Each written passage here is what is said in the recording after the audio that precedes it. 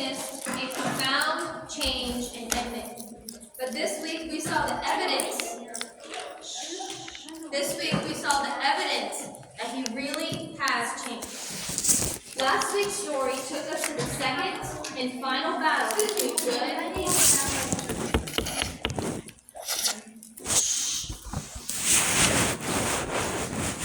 Last week, final battle between good and evil. This battle showed us the transformation made in Edmund. This right here also counts for us. So staying quiet really matters right now. Think about Edmund's role in Narnia when he first came. He told the witch about Mr. Tumnus, and then he told her where to find his own brother and sister. He made a lot of bad choices that hurt a lot of people. But now, we see Edmund fighting the witch and her army doing his best to help the Narnians win the battle. Using his knowledge of the secret of the queen's evil power over those who opposed her, he destroyed her one. Only then did the tide of the battle turn in favor of the little army left of Aslan's camp. Once the queen's power was gone, Aslan returned before she had a chance to regain control, and he killed her. This is just like the spiritual battles we face against Satan, but Satan won. Satan uses temptation to defeat us. These temptations are things that Satan knows will affect us and be hard to say no to. He might tempt us to disobey our parents when they say that we can't have any more candy. He may tempt us to take money we found on the floor and keep it instead of returning it to the lost and found. He might tempt us to lie so we don't get in trouble. But we can fight against these temptations with Jesus' help. When we turn to Jesus, we then have the power to resist temptation, to do the bad thing.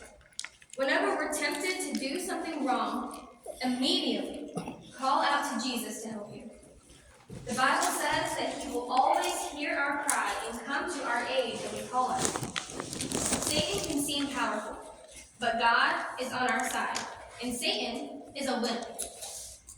Did you guys hear that? Satan is a wimp. He's nothing against God. So with Jesus, all things are possible. And as with Edmund, once the transformation has taken place on the inside, we want to show it on the outside so others can see that we have truly changed. I'm going to ask you and see if you guys caught on to this. How do we fight temptation? By asking for God's help. By asking for God's help. Will God just be like, nah, you guys are fine. You guys can deal with it. No. What does God do? He hears our cry, and he's right there, ready to help us. What did I call Satan? A wimp. Satan is a wimp, because the second you cry out to Jesus, he runs away. Because he is afraid of God. He's a P-word. Do you guys hear that? Yeah.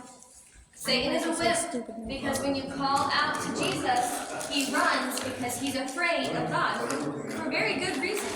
God is more powerful than him. So whenever we're tempted to do the wrong thing, and we're struggling, and we're emotional beyond words, who do we call on? Jesus.